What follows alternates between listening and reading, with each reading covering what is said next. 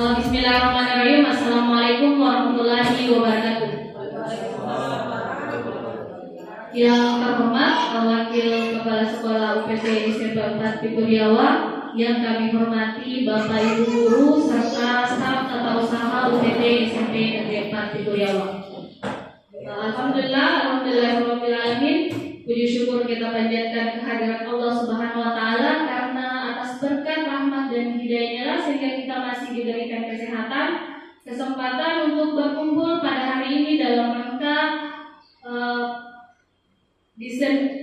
pemaparan diseminasi aksi nyata budaya positif. Jadi tujuan acara kita pada hari ini adalah untuk menginspirasi, memotivasi, dan memberdayakan satu sama lain untuk terus berperan aktif dalam membentuk budaya positif di sekitar kita.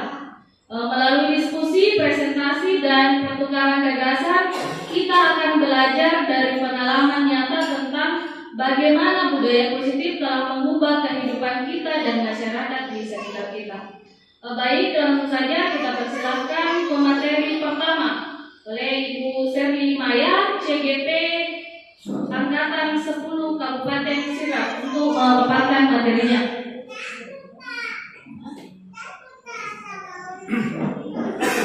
Oke, bismillahirrahmanirrahim. Assalamualaikum warahmatullahi wabarakatuh. Oke, baiklah Bapak Ibu guru hebat. Sekali lagi Bapak Ibu guru hebat, terima kasih atas waktunya, telah meluangkan waktunya untuk mengikuti pemaparan materi mengenai budaya positif, dan terutama sekali terima kasih telah memberikan ruang, telah memberikan tempat untuk saya untuk memaparkan materi masalah budaya positif. Sebelum saya memaparkan lebih jauh lagi, saya tanya dulu Bapak Ibu, sebelumnya sudah pernah dengar tentang budaya positif? Sudah pernah didengar tentang budaya positif sebelumnya? Sudah pernah. Jadi mungkin sudah banyak yang tahu ya tentang apa itu budaya positif. Mungkin ada yang bisa sebutkan apa yang Bapak Ibu ketahui tentang budaya positif? Mengucapkan salam. Ya, mengucapkan salam. Apalagi? Bisa Bu. Ya, apa Bu? Moderator. Terima kasih atas kesempatannya. Jadi yang saya pahami tentang budaya positif adalah segala perilaku yang baik. Nah, contohnya tadi disebutkan oleh Ibu Minarti. Bisa juga contoh yang kedua, membiasakan anak-anak ketika masuk di dalam kelas mengucapkan salam. Mau keluar di kelas minta izin. Ya, terima kasih. Oke, jadi budaya positif itu bisa berupa pembiasaan baik. Jadi di sini kita fokus pada karakter anak didik kita. Jadi budaya positif itu fokus pada karakter anak didik kita. Karena memang tujuan dari pendidikan itu salah satunya adalah pembentukan karakter. Oke. Nah, di sini latar belakang dari budaya positif bisa kita lihat adalah nilai-nilai, keyakinan-keyakinan, dan kebiasaan-kebiasaan di sekolah yang berpihak pada murid agar murid dapat berkembang menjadi pribadi yang kritis, penuh hormat, dan bertanggung jawab. Jadi intinya Bapak Ibu, kita lebih fokus pada pembentukan karakter anak. Nah, untuk budaya-budaya positif itu ada beberapa. Yang pertama ada yang namanya disiplin positif, ada yang namanya keyakinan kelas, kebutuhan dasar manusia, motivasi, hukuman, dan penghargaan. Kemudian 5 posisi kontrol, dan ada yang namanya segitiga restitusi. Nah, untuk tahap ini yang akan saya jelaskan adalah keyakinan kelas dan kebutuhan dasar manusia. Jadi ada yang namanya keyakinan kelas. Mungkin Bapak Ibu sudah sering menerapkan ini di dalam kelasnya masing-masing, terutama Bapak dan Ibu guru yang berperan sebagai kelas. Nah, di sini kenapa Ki? Mengapa harus keyakinan kelas, bukan peraturan kelas? Kenapa kita mengatakan keyakinan kelas, bukan peraturan kelas? Karena yang selama ini kita terapkan adalah peraturan di kelas. Nah, kenapa kira-kira? Karena di sini untuk keyakinan kelas kita mengacu pada pemikiran Ki Hajar Dewantara, di mana kita menjadikan murid kita itu sebagai subjek pendidikan, subjek belajar, bukan sebagai objek lagi. Artinya kalau objek kan cuma sekedar menerima perlakuan saja, terima perlakuan. Kalau subjek artinya iya, siswa itu yang lebih berperan aktif, bukan gurunya saja yang suap-suapi siswanya, tapi siswa yang harus lebih berperan aktif. Tugas tak sebagai guru hanya sekedar sebagai fasilitator, kita yang kasih arah sama siswa. Jadi siswa yang artinya siswa sudah tahu arahnya mau kemana. Jadi kita pilih keyakinan kelas. Nah, keyakinan kelas ini kalau peraturan kelas otomatis gurunya saja yang bikin itu aturan. Aturannya memang murni dari gurunya, tapi tidak diketahui apa nama diinginkan siswanya. Jadi pertama-tama kita juga harus tahu karakternya siswa bagaimana, apa yang dia mau. Jadi kita buat kesepakatan bersama. Jadi sepakat dari gurunya, sepakat juga dari siswanya. Artinya saling menguntungkan lah. Kalau Pak Balu menguntungkan pembeli, menguntungkan juga penjual, begitu. Namanya keyakinan kelas.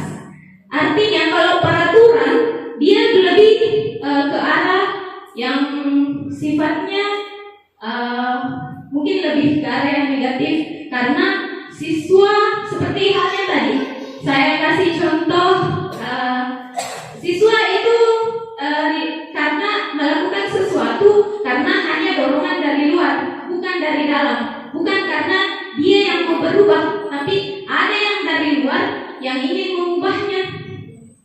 Artinya dia masih merasa tertekan karena bukan dari dalam. Oke, sampai di sini tentang keyakinan kelas. Ya, kemudian 5 kebutuhan dasar manusia. Atau ada yang ingin ditanyakan masalah keyakinan kelas, Bapak Ibu? Ada yang mau ditanyakan? Oke, kita lanjut saja ya. Oke, untuk 5 kebutuhan dasar manusia, di sini saya mengambil sebuah contoh. Saya mengambil sebuah contoh. Jadi seorang siswa, dia selalu mengganggu temannya dengan mengambil bekal makanan dari temannya. Selalu mengambil bekal makanan temannya. Nah, kita tidak bisa langsung menjudge atau langsung memberikan hukuman kepada siswa ini. Tidak bisa kita langsung kasih hukuman. Nah, kita tahu dulu apa kebutuhan dasarnya. Karena ketika gagal terpenuhi kebutuhan dasarnya ini anak, maka timbul yang namanya pelanggaran. Kenapa anak selalu melanggar? Karena ini 5 kebutuhan dasarnya tidak bisa terpenuhi, belum terpenuhi. Nah, saya kasih contoh tadi, seorang anak selalu ambil bekalnya temannya. Nah, ketika kita tanya itu anak, kita tahu dulu apa motifnya, kenapa selalu ngambil makanannya temannya, selalu ngambil temannya. Nah, yang pertama itu ada namanya kebutuhan bertahan hidup. Nah, yang kita tahu kebutuhan bertahan hidup, tentu saja apa yang kita butuhkan untuk bertahan hidup? Makan, rumah, tempat tinggal ya, kendaraan. Itu semua adalah kebutuhan untuk bertahan hidup. Nah, ketika kita tanya si anak, kenapa diambil bekalnya temannya? Bisa jadi kalau misal alasannya adalah tidak dikasih, tidak ada bekal, tidak dibuatkan bekal sama mamanya untuk ke sekolah, makanya diambil bekal dari temannya karena kebutuhan untuk makannya. Itu alasan yang pertama. Kebutuhan makannya tidak terpenuhi, kebutuhan untuk bertahan hidup. Nah, yang kedua ada namanya cinta dan kasih sayang. Nah, otomatis kalau masalah cinta dan kasih sayang, contoh tadi kalimatnya kalau dia tidak terpenuhi jawabannya bisa jadi seperti ini. Kenapa selalu diambil bekal temannya? Karena ibunya tidak pernah membuatkannya bekal. Artinya, atau dia haus akan perhatian. Artinya kalau diambil bekalnya itu temannya, kemudian temannya ini melapor ke gurunya, gurunya memberitahukan orang tuanya. Nah, orang tuanya akan mulai memperhatikan si anak. Nah, sayang ini bisa jadi akan haus akan perhatian. Itu. Jadi artinya kebutuhan untuk cinta dan kasih sayangnya belum terpenuhi. Kemudian yang ketiga, ketika jawaban si anak yang mengatakan, karena saya ingin memperlihatkan bahwa saya hebat, jago angka, jadi ku ganggu itu temanku, ku ambil bekalnya, karena saya merasa lebih hebat dari dia. Jadi yang dia butuhkan adalah kebutuhan penguasaan. Dia merasa berkuasa. Mungkin dia kurang mendapatkan itu, jadi dia mau tunjukkan di situ. Nah, yang kemudian yang terakhir adalah kebutuhan untuk kesenangan. Di mana contohnya?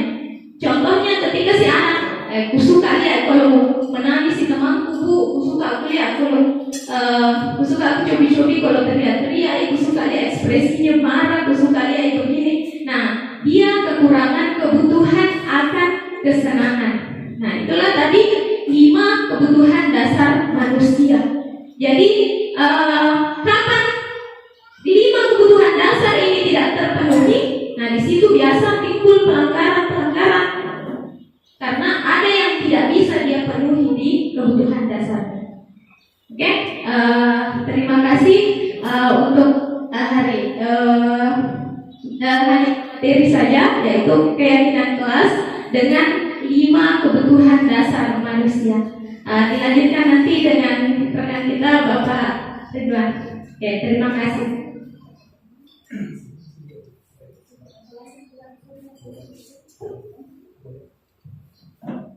Ya itu tadi luar biasa ya pemaparan materi dari Bu Serima ya, CGP Angkatan 20. Selanjutnya materi yang kedua oleh Pak Ridwan dan juga merupakan CGP Angkatan 10. Kepada beliau dengan hormat diserahkan. Terima kasih moderator, insyaallah cantik semua. Ini bangsa ini. Oke, giliran saya lagi. Luar biasa tadi materi dari teman kita, sahabat kita Ibu Cerima ya. Dia membahas tentang kebutuhan manusia. Jadi Bapak Ibu, sedikit saya bilang, anak-anak itu melanggar karena begitu tadi ada kebutuhannya yang tidak terpenuhi. Ya, jadi saya lanjut. Nah, materi berikutnya ini Bapak Ibu, jujur baru saya tahu, tidak pernah saya dapatkan sebelumnya. Ada 2 ya. Yang pertama ini 5 posisi kontrol, yang kedua nanti restitusi. Ya, saya bersyukur mengikuti program ini karena saya mendapatkan ilmu baru dan ini sangat bermanfaat bagi saya, mungkin bagi Bapak Ibu ya. Terutama teman kita Pak Manto ini bagus sekali belajar konseling ya. Ya. Jadi Bapak Ibu, 5 posisi kontrol kita sebagai guru. Ternyata Bapak Ibu, sebagai guru ada beberapa posisi yang pernah kita tempati.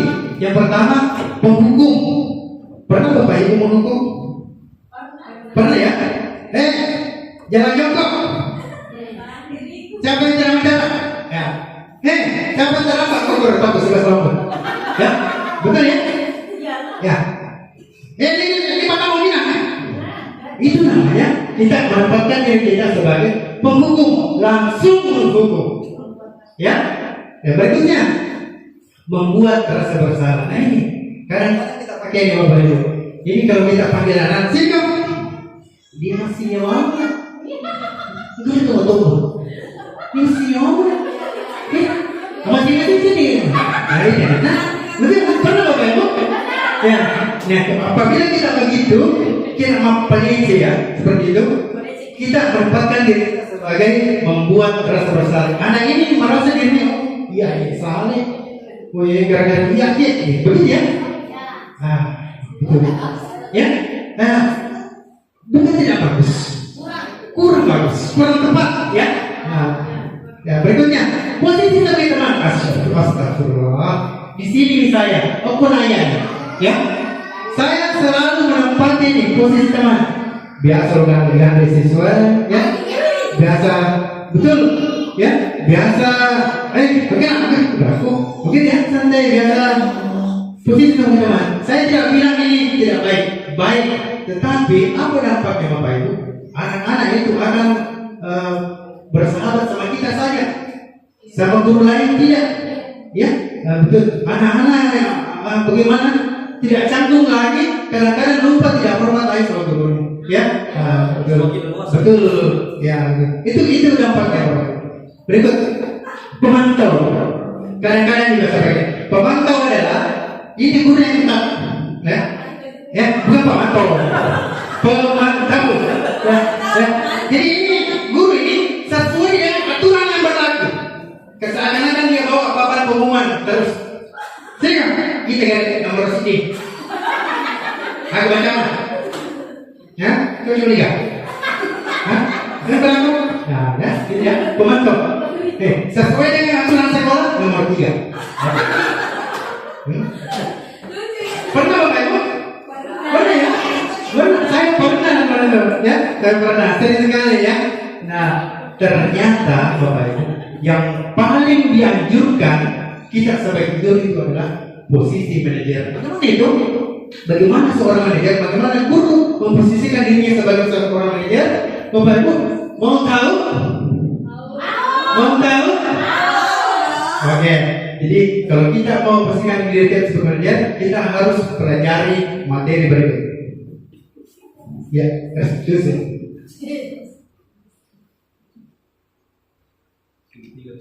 Tetapi sebelumnya Bapak Ibu, ini ada kata-kata yang tadi ya. Apabila ada contoh kasus sebelum kita pelajari yang manajer, ada contoh kasus. Ya. Ini kasusnya murid tidak memakai atribut lengkap di dalam lengkap. Ya, kadang-kadang itu ada banyak natomi, ya, betul ya. Ya, kira-kira kalau kita sebagai penghukum ada tahu. Patuhi peraturan sekolah, berdiri di sana. Ya. Kemudian, kemudian kita posisi sebagai pembuat kata bersalah, kira-kira kita bilang begini, berapa kali ibu bilang, kecewa kasus di soto, pasti anak ini merasa daun ya. Posisi sebagai teman ini, kamu lagi ikut, jangan begitu, masih ada kisah gue tadi ya. Iya. Untung ada kak. Untung ada. Jangan guru lain. Langsung ada. Itu posisi teman. Oke. Posisi pemantau. Ya. Kamu sudah melanggar peraturan sekolah. Kamu dapat konsekuensinya? Ya. Peraturan nomor. Ya. Saya nanti cek kerjakan apa yang kamu harus lakukan sesuai dengan aturan sekolah. Ya. Gitu. Yang terakhir, manajer. Kira-kira jawab seperti itu. Apakah kamu tahu apa masalahnya? Dia refleksikan, menstabilkan dulu suasana. Agak kurang, ya? Bagaimana menurutmu? Nah ini kita akan pelajari, ya? Bagaimana caranya ini sebagai manajer? Silakan turunkan. Ya, apa itu restitusi? Restitusi adalah begini, tanpa kita melihat teks terlalu banyak di atas. Begini, restitusi adalah mengatasi sesuatu tanpa menghukum. Bukan mengatasi masalah tanpa masalah itu pegadaian ya. Mengatasi sesuatu tanpa membuatnya terluka cedera. Ya. Kita membuat siswa dia bagaimana kalau setelah kita mengadakan restitusi ini, siswa kembali ke lingkungannya, kembali ke kelasnya stabil seperti semula, bahkan dia lebih berkembang. Begitu restitusi. Ya. Ya, silakan. Nah, ini yang segitiga restitusi, Bapak Ibu. Ya, jadi yang pertama adalah kita menstabilkan suasana. Misalnya ada anak-anak berkelahi, ya, datang. Sini Pak, masuk. Kenapa masuk? Saya Pak disuruh ke sini karena berkelahi. Nah, pertama kita stabilkan. Kenapa bisa? Nah, stabilkan dulu. Tadi berkelahi apa? Karena dicocoki tempat baik. Cocok. Namanya macam itu tempat yang cocoki. Stabilkan. Dipacocoki. Seandainya saya di posisi mana, saya juga akan marah. Lo apa nih? Tempat boleh cocoki? Ya, kita stabilkan dulu. Kita dukung karena itu. Ya, sekarang kita stabilkan pasangannya. Kita naik. Validasi dengan salah, tapi jodoh cocok dan akhir apa betul tidak kamu nak kita balas tamanta. Cocok dan akhir kita balas sih, ya apa batu lumpurnya nak karena di drone selama cocok enggak? Ya, apakah betul? Ya, nah anak ini pasti menjawab menyesalkan, salahkan, iya nanya lo balas pakai batu, ya pasti anak menjawab begitu, ya. Nah kemudian, setelah dia mengaku, setelah dia memvalidasi tindakannya, oh salah dia salah, kita ke terakhir kita kembali menanyakan keyakinannya. Nah ini tadi ada hubungannya dengan keyakinan kelas. Di kelas mana? Kelas berapa dia? Kelas 3. Adakah di dalam kelas karena kita sepakati bahwa saya tidak boleh berkelahi? Oh iya Pak ada. Sudah, tak? Nah, berarti kita sesuai dengan keadaan kelas tidak boleh berkelahi. Kemudian tanyakan, kira-kira apa berikutnya? Bagaimana tindakan berikutnya? Bagaimana baiknya? Kita tawarkan. Bagaimana baiknya? Ya pasti anak itu kan, saya akan minta maaf Pak. Nah begini kita akan panggil ke nanti berdua selesaikan yang baik. Saya kira teman kita Pak Manto sering melaksanakan ini ya sebagai guru. Ada video Bapak Ibu yang pernah saya buat, bisa mungkin dilihat tentang penanganan siswa menggunakan segitiga ekstensi. Tapi mohon maaf ini saya lihat teks ya. Saya lihat teks. Kasus kedua, seorang siswi, Amel, kedapatan menyontek saat ujian matematika. Guru yang mengawas segera menghentikan tindakan tersebut dan membawa Rani ke ruang konseling untuk dibicarakan lebih lanjut. Berikut simulasi penanganan kasusnya. Masuk.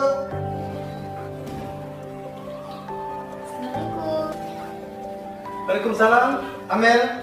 Bapak memanggil saya. Silakan masuk. Silakan duduk.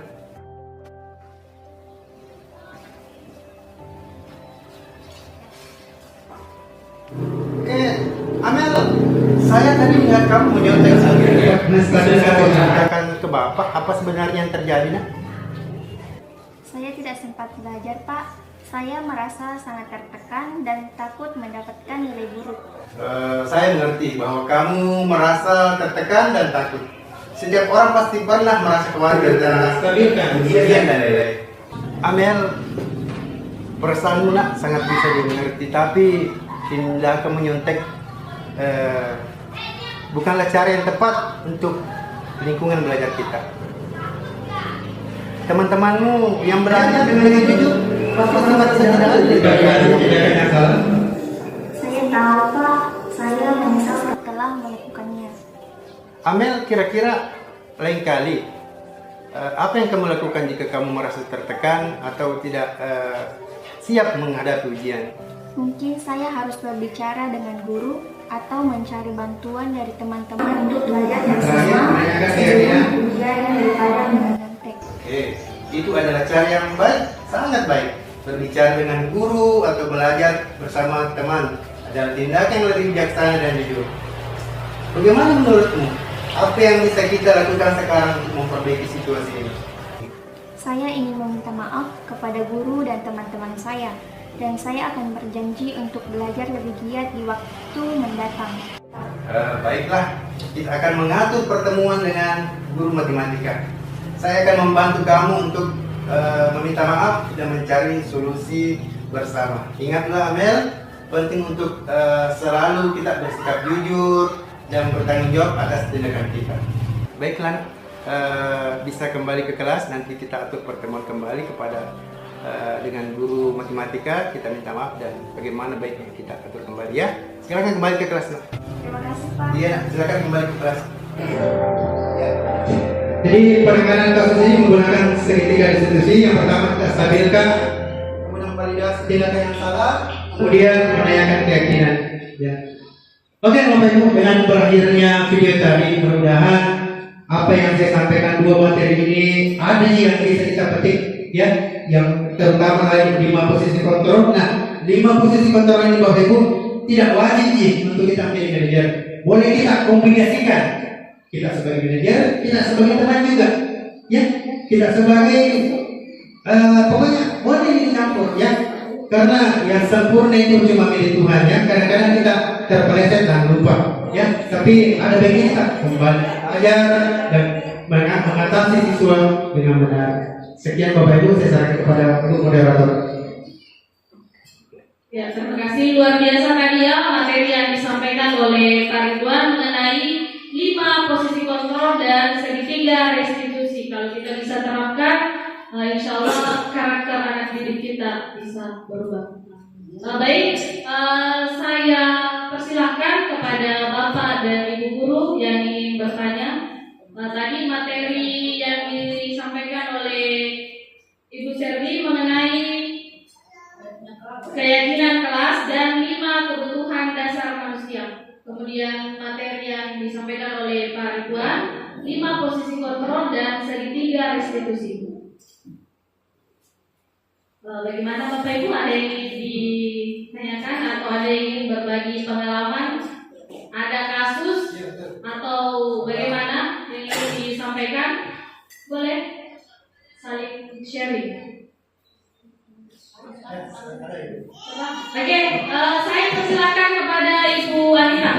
Terima kasih atas kesempatan yang telah diberikan. Pertanyaan saya, karena saya ini adalah sebagai wali kelas, berarti saya di sini tidak perlu lagi menggunakan kata peraturan dalam kelas. Saya menggunakan keyakinan kelas. Seperti itu. Apakah saya di sini menggunakan kata peraturan atau keyakinan kelas? Terima kasih. Untuk pemateri kita. Ya, terima kasih pertanyaannya oleh Ibu Anita. Saya persilakan kepada Ibu Serti untuk menjawab. Oke, baiklah, menarik sekali pertanyaan dari Ibu Anita tadi antara peraturan dan keyakinan kelas. Apakah sebaiknya menggunakan keyakinan kelas atau peraturan kelas? Begitu, Bu? Ya. Oke, sebagai wali kelas. Kalau saya, sesuai dengan apa yang saya sampaikan tadi, sebaiknya yang kita gunakan adalah keyakinan kelas. Karena untuk keyakinan kelas arahnya lebih ke positif. Keyakinan kelas. Kalau peraturan arahnya kan ke negatif. Artinya kalau kau melanggar peraturan dihukum, langgar peraturan hukum. Ujung-ujungnya kan selalu hukuman. Hukuman itu kan artinya selalu mengarah ke hal yang negatif. Nah, itu yang buat siswa merasa tertekan.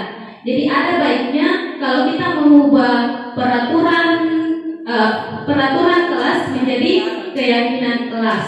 Contohnya misal kalau Ibu sudah menggunakan sebuah peraturan kelas, ada contoh peraturan kelas yang pernah dibuat, Bu? Ada contohnya?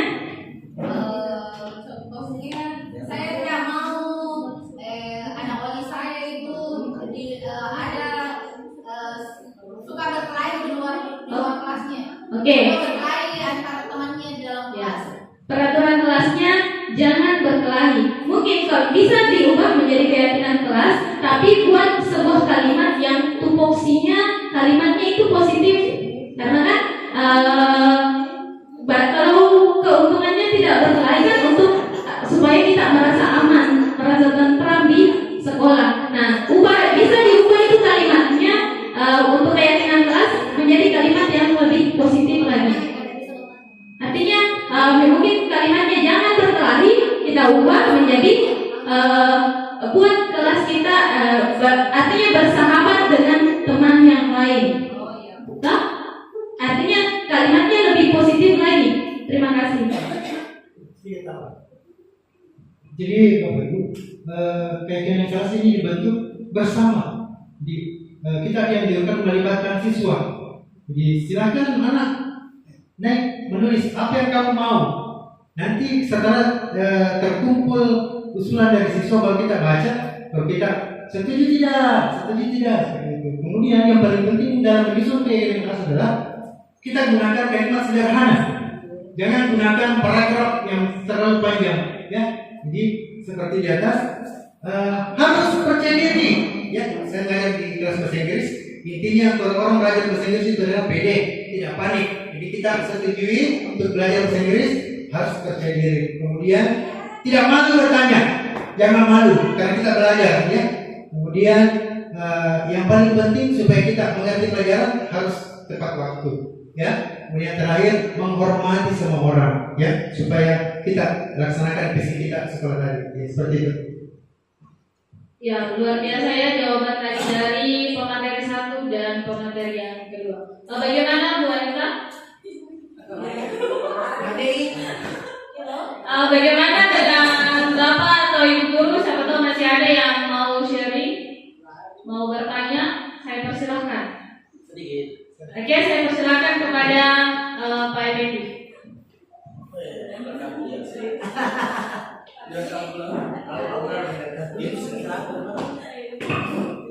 Oke, terima kasih atas kesempatan yang diberikan. Tadi dari pemateri pertama dan kedua, materi yang dibawakan tadi itu kan semuanya masuk dalam cakupan konsep budaya positif. Sebuah sikap dan perilaku tidak akan bisa menjadi budaya jika tidak dilakukan secara konsisten dalam ruang yang tertentu dan waktu yang lama. Nah, yang ingin saya tanyakan, apa kira-kira langkah-langkah yang pemateri bisa lakukan, yang bisa kita lakukan bersama agar sikap dan perilaku itu bisa menjadi sebuah budaya? Ya, dengan itu tadi yang pertama saya sampaikan. Oke, saya kira demikian. Terima kasih.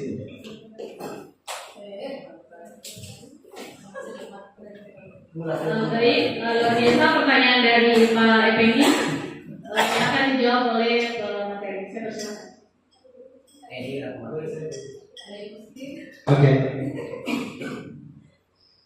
Pertanyaan yang sangat bagus yang saya pikirkan dari tadi juga agak jauh. Oke.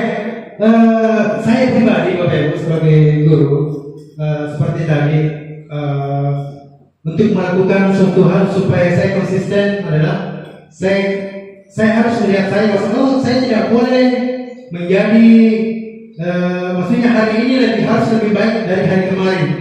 Saya Bapak Ibu dari dunia pesantren 6 tahun di sana sudah tertanam di diri saya tidak boleh terlambat.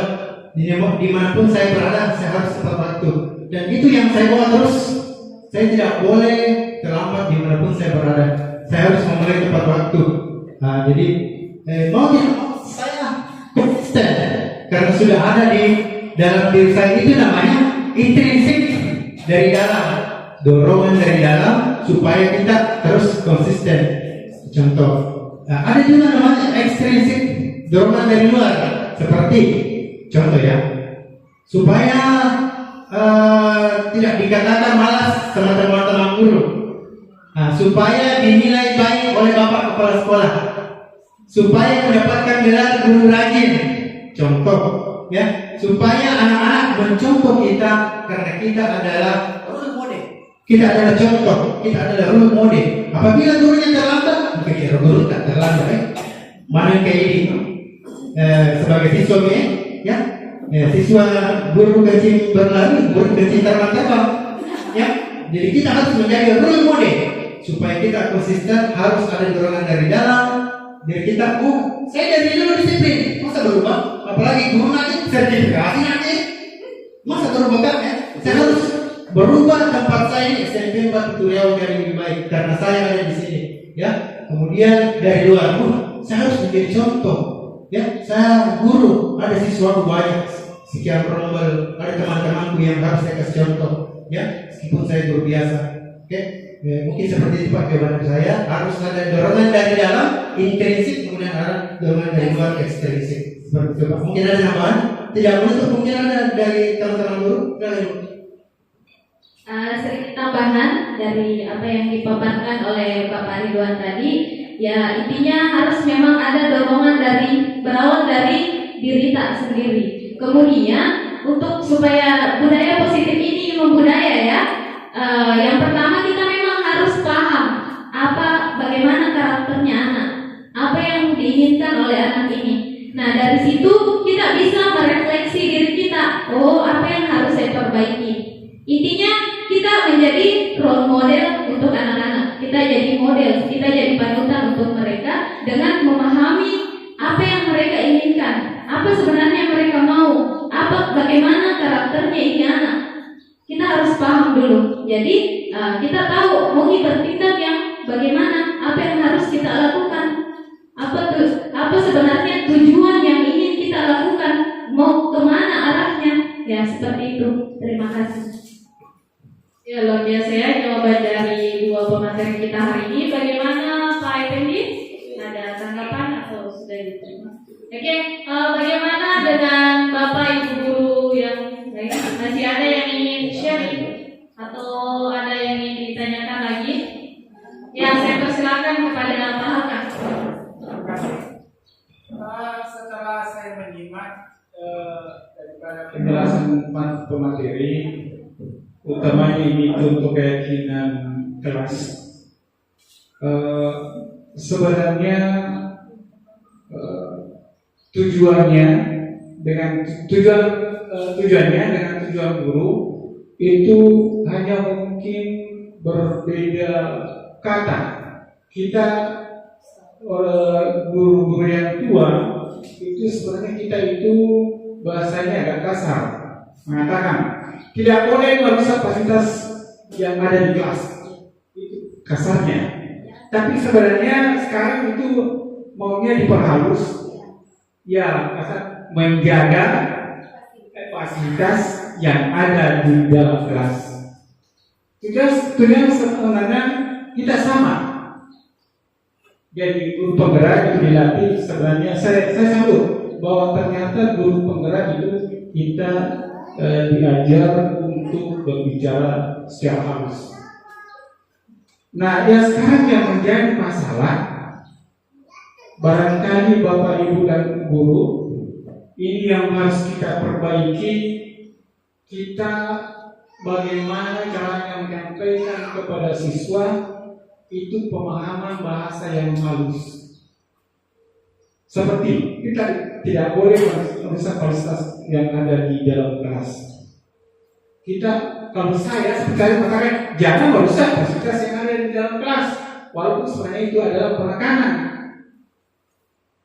Jadi inilah yang menjadi barangkali tugas kita bersama, bagaimana supaya anak-anak kita bisa memahami bahwa saya menyampaikan secara halus, dia bisa tahu. Daripada saya katakan jangan merusak meja, padahal ada yang lebih halus. Nah, jaga meja karena kita yang punya, bukan orang lain. Hanya ini barangkali artinya kita perlu barangkali artinya guru-guru senior seperti saya, ya barangkali kita bisa ubah cara penyampaian, walaupun tujuannya sama. Cara penyampaian kita jadi guru penggerak itu dilatih bagaimana menyampaikan secara halus. Kita yang guru senior karena kita terbawa arus dari dulu, sehingga bahasa kita seperti itu. Terima kasih. Betul Pak, bahwasanya kita sekarang ini adalah produk dari guru-guru yang keras. Ya. Putih ya. Dulu guru-guru kita luar biasa. Ya sama sih. Tapi dampaknya bagus. Jarak-jarak 5 meter itu kita sudah tahu ya. Ya. Bagaimana guru-guru di Indonesia kita? Ya, terima kasih tambahannya dari Pak Hukam. Mudah-mudahan kita bisa konsisten. Ya. Bagaimana Bapak Ibu guru masih ada? Oke. Baik, jadi itulah kalau tidak ada yang ingin bertanya, itulah tadi pemaparan materi dari Bu Serwi dan Pak Ridwan mengenai keyakinan kelas.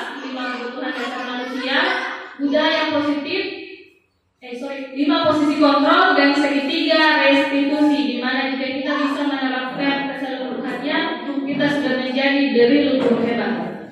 Sebagai kesimpulan, pendidikan karakter sangat dibutuhkan dalam mewujudkan kelangsungan hidup anak bangsa yang nantinya menjadi pijakan bagi anak sehingga berkembang menjadi pribadi yang berkualitas, memiliki akhlak yang mulia, jujur, tanggung jawab, hormat, dan disiplin. Jadi mari kita bersama-sama Bapak Ibu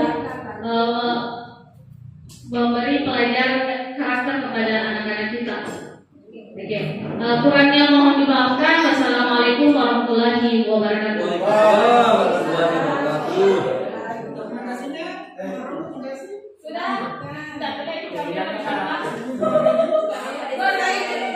Silakan dinikmati Bapak Ibu makanan ala kadarnya.